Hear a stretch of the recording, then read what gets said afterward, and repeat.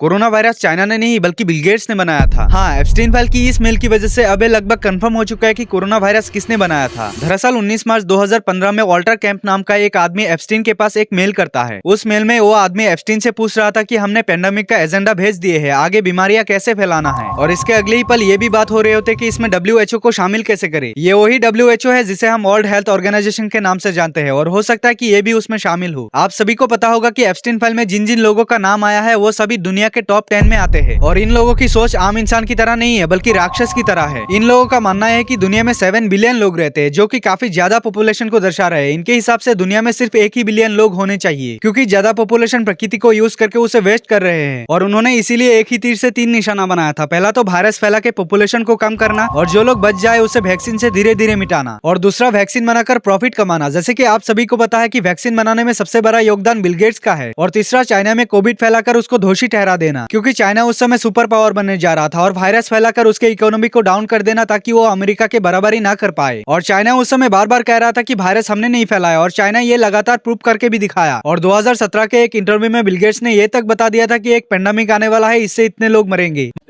either naturally caused or intentionally caused, is the most likely thing to cause, say, 10 million excess deaths. मतलब corona virus एक virus ही नहीं बल्कि इन राक्षसों द्वारा बनाया गया एक वेपन है मानव समाज को मिटाने के लिए। अब सबसे हैरान करने वाली बात यह है कि कोरोना से तो हम बच गए, लेकिन वैक्सीन से कैसे बचेंगे, क्योंकि हम सभी ने उस समय वैक्सीन लिया था, और वैक्सीन लेने के बाद से ही लोगों को ज्यादा हार्ट अटैक आ रहा है, बीमारी हो रहे हैं और लोग कमजोर होते जा रहे हैं। तो दोस्तों कमेंट करके बताना कि आप लोगों ने कितने वैक्सीन लिए थे, और ऐसे ही इन्फॉर्मेटिव वीडियो देखने के लिए मुझे फॉलो कर लीजिए।